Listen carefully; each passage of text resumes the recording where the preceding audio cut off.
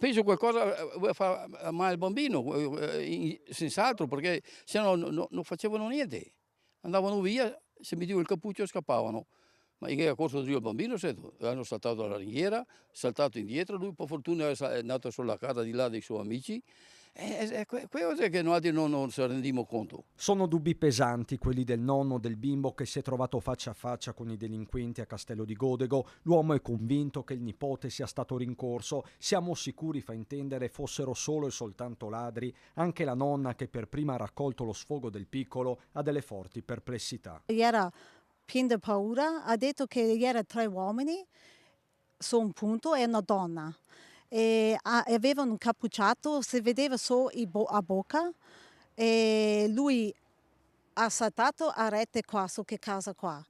E dopo l'uomo ha saltato stesso a rete, ha corso dietro. Non sappiamo se vogliamo fare mai il bambino o fare rubare qualche parte, non sappiamo. Sul posto è arrivato anche il sindaco, che sta seguendo la vicenda passo dopo passo. Probabilmente si sono trovati o sentiti scoperti, ecco, diciamo così, e quindi volevano forse prendere il bambino. Magari volevano impaurirlo. Probabilmente mi auguro che fosse solo per questo motivo qua.